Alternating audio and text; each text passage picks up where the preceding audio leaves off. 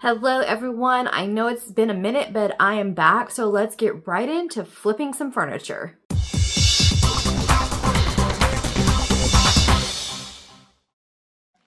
This is an oak dresser that I found at a garage sale last summer.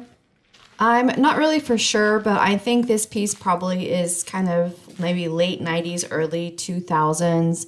It has some wear and tear, and there is some spillage on the top and running down the front of the drawers.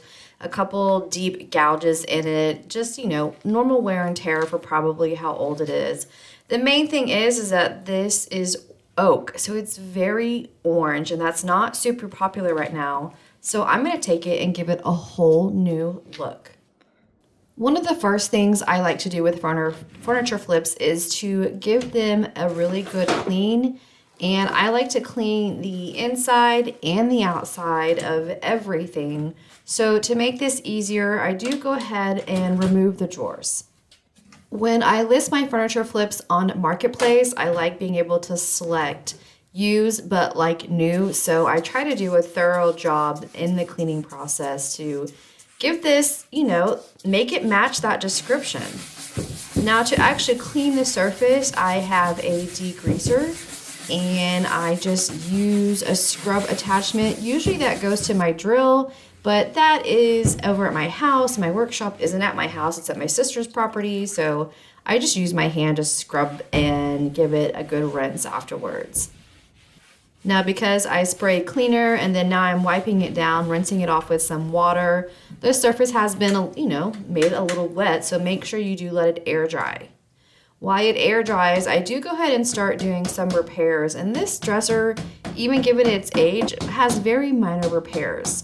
I just attach the backboard back on with some small nails, and then this drawer, it's missing some of the screws to hold that tracking into place, so I have some extra screws in my workshop. It's super easy peasy. Just add the screws back into the holes that are already drilled there. I mentioned before that this piece does have a few deeper gouges on it, and they're spots that, won't sand out smooth with sanding. So to fill those, I mix up some Bondo. If you plan on painting the piece so it doesn't matter what the wood filler type looks like, Bondo is a durable, sturdy way to fill gouges. Once the Bondo is dry, I do sand those areas smooth first and then go back over the entire surface with some 220 grit sandpaper and give it a scuff sand. Scuff sanding does leave some powdery residue on the surface, so I wipe everything down with a damp cloth, let it air dry, and then move on to the next step, which is primer. This is a water-based primer in the color gray. All the products that you see me use in this furniture flip, I will make sure to have links down below in the description for you. And yes, I know that I am spraying primer and painting over this beautiful wood grain, but stick with it because I think when you see the finished product, you will kind of like where I've gone with it. You can see that I'm spraying a thin coat here. You can still see the wood grain marks and the coloration, and that's normal for your first coat of any paint or primer.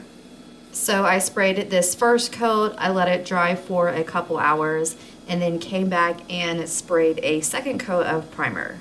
And then I let all that primer set overnight.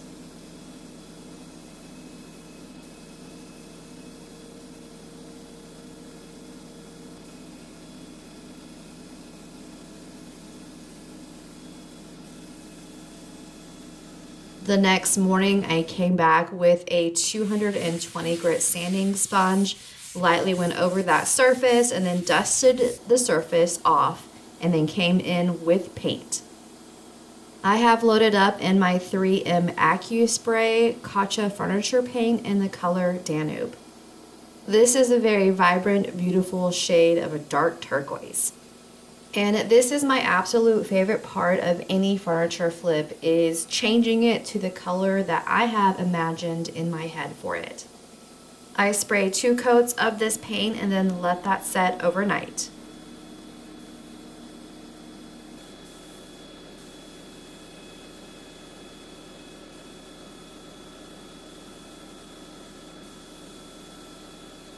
Now, to literally elevate this piece, I'm going to build one of the more modern bases. So I take some measurements so I know how wide the length and width of the bottom of the dresser, and use some wood. This is 1x3, and then I've got a 2x2, and this is white pine. And I cut a base frame and some new legs. I'm not going to go into a whole lot of detail on how to build these bases. I do have a very detailed instructional video on how I make my bases like these, so I will make sure to link that for you. I plan to line the inside of the drawers with this fun mushroom peel and stick wallpaper. So I'm just kind of setting up here, and I painted some scrap pieces of wood with 3 different stains that I had in stock to see what color I should stain this wood base, and I went with American walnut. I didn't record it, but off camera I did sand by hand and dust off these wood pieces before I applied the stain. Then I grabbed my Craig jig to drill holes. Now it's been a while since I've made one of these bases, and I kind of forgot to do this part first before stain. So typically when I am building a base like this, I drill all my pocket holes with the Craig jig first and then do the stain later. But I make sure to make pocket holes to attach the frame all together, like in a rectangle, and then some going down into what will be the body of the dresser, so I can attach the wood pieces together and then the wood pieces to the dresser.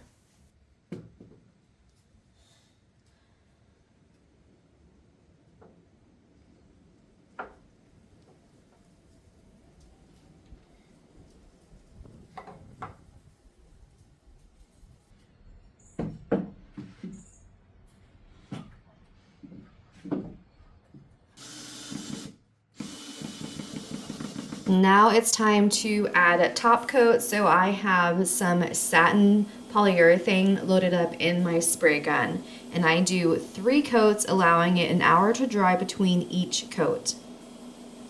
And then I ran into some issues. So this is the time frame in between Thanksgiving and Christmas that I started working on this furniture flip, and Oklahoma has super crazy weather, so we had some warmer-ish days.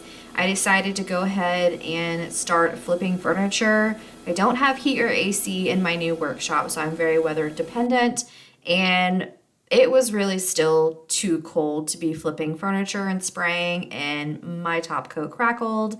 And I tried sanding and repainting and re-top coating, but that crackled again. So I gave in, and I didn't video it all because it'd be an extremely long video, but I stripped it back down to the wood and I reprimed it. And in that time period, we had a really massive snow ice storm, and it ruined all of my paint. So the Kacha paint that I was using before got ruined. So this was some of the paint that didn't get ruined in the cold front that we had, and I just mixed this green together. So I repainted and then re-top coated, and finally I can get on to the final steps of this furniture flip. I got tired of taking the drawers in and out to spray this piece of furniture, so I ended up just leaving the drawers out and got a bunch of overspray on the side of the drawers. So I just used my Surf Prep sander and sand that paint off. And then use this super fun mushroom print wallpaper. It's peel and stick, super easy to work with. I ordered it off Amazon. Again, I will make sure that it's linked in the description for you if you like this pattern and would like to use it on a furniture flip of your own. The inside of the drawers were actually in fairly decent shape. I just really liked this paper, and I think it brings the whole dresser, like the base and the color that I picked out, together. Now, these wooden drawers probably have not been conditioned since it rolled off the factory line. So I used some Howard feed-in wax to condition that wood, protect it, and add a nice citrus smell to it. I put the drawers back in, and then this flip is done.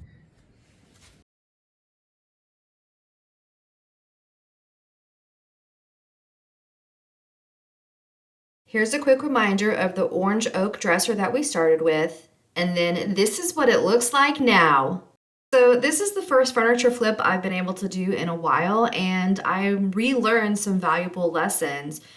Not pushing my luck with the temperature and weather conditions. Those need to be respected in flipping furniture. And because of that mistake, I had to flip this furniture piece basically twice, but I think I finally got it right. I love that green paint with the wood base and the mushroom liner that just brings it all together. I hope you enjoy this furniture flip. That's all I have for you today. Until next time.